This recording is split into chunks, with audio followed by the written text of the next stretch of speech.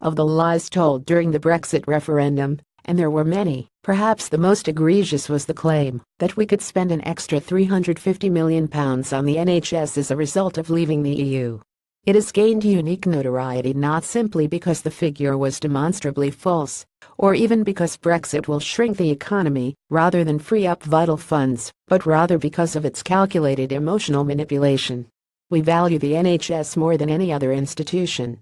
As the defining icon of the post-war consensus, an intrinsic component of our national story, it unites Britons across political, geographical and class divides.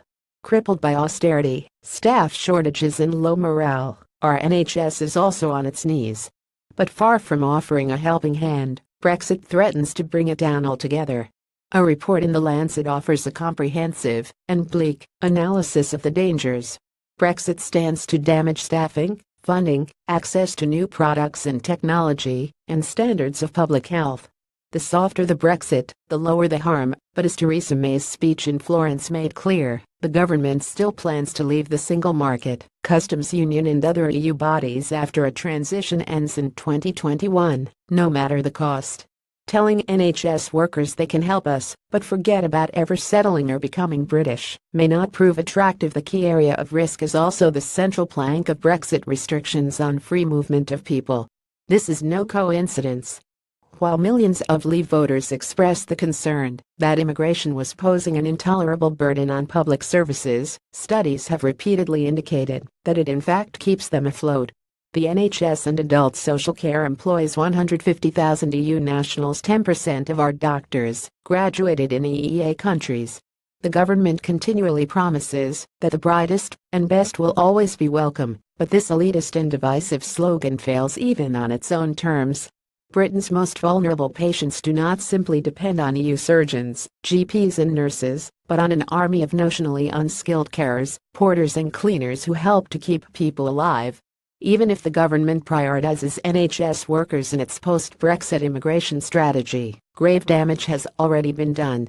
This week, a molecular biologist in Madrid told me that London was his favorite city, but its political climate now too hostile to consider returning. The figures bear out the anecdote. While 40,000 nursing positions currently lie vacant, the number of EU nurses registering to work here has dropped by a staggering 96%. While fewer arrive, more depart. About 10,000 EU nationals have left the NHS in the past year. Britain no longer feels like a welcoming place for foreigners. Let alone the shame, we should also feel profound alarm.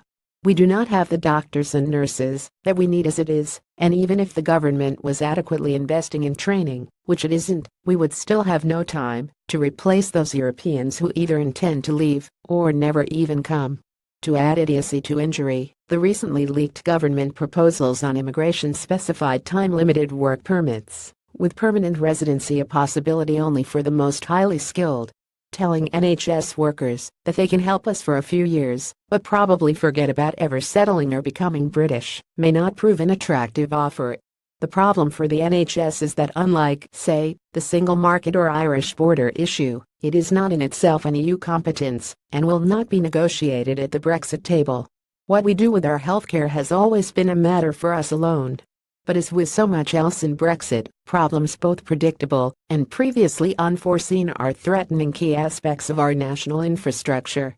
While Remain campaigners stress the risks to the NHS of reduced immigration and a diminished economy, few mention the €3.5 billion supplied by the European Investment Bank to the NHS since 2001, or publicize the dangers to cancer patients of leaving the European Atomic Energy Community or the European Medicines Agency. The government, for its part, is so consumed with firefighting that it is neglecting to recognize the NHS for what it is: one of Brexit's key issues, and potentially its most high-profile piece of collateral damage. Like the ravens at the Tower of London whose departure, in legend, presages the nation's fall, the NHS's success, or collapse, is also Britain's. Brexit's architects knew that people would respond to appeals to help it. Faced with a false prospectus, the public duly chose British hospitals over Brussels bureaucrats. Those same voters may yet punish Brexit's leaders, but the national consequences will profoundly eclipse any political ones. After all, the risk of deploying your most treasured family heirloom as a political football is not just that it could ultimately land in your own goal, but that in your recklessness, you may irreparably smash it. Jonathan Liss is deputy director of the think tank British Influence.